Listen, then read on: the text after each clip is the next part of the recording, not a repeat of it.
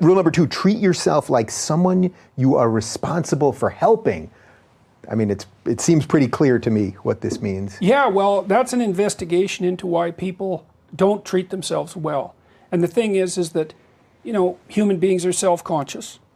And we know about our limitations and we know about our weaknesses.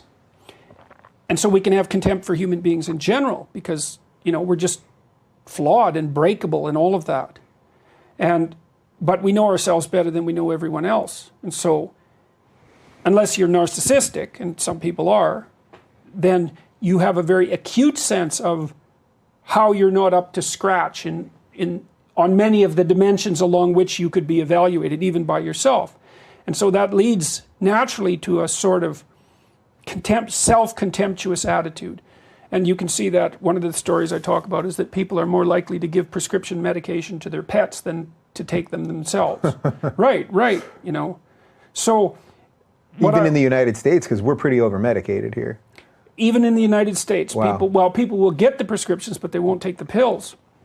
Anyways, the idea there is, it's sort of a variation that I learned from Carl Jung on treat other people as you would like to be treated. It's you reverse that. It's like, imagine someone that you treat well, that you love.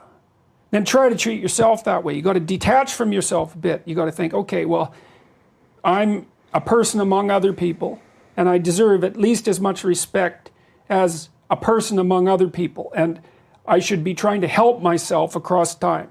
And instead of being self-contemptuous and self-destructive, I need to take care of myself as if I'm potentially valuable, and to lay out my life that way. And so that's what that chapter is about.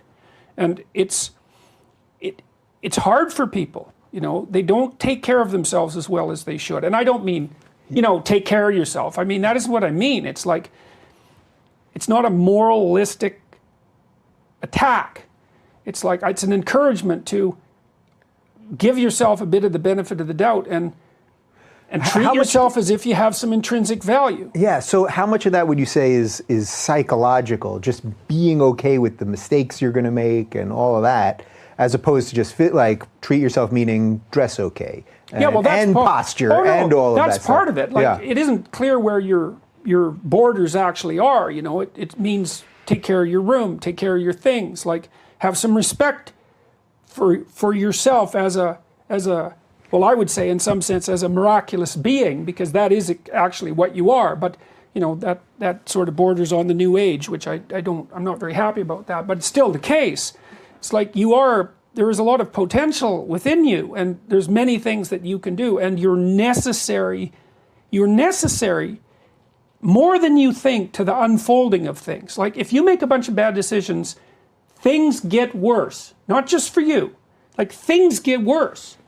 And maybe way worse, like, I don't know what mistakes Stalin's mother made, you know, and she probably didn't necessarily think they were that important. But it turned out they were pretty important. You don't know how your actions echo. And so it matters what you do. And so part of what you do is you want to treat yourself as if what you do matters. And so you want to have some respect for yourself and some fear of yourself. That's also that. And so that's what that chapter's about.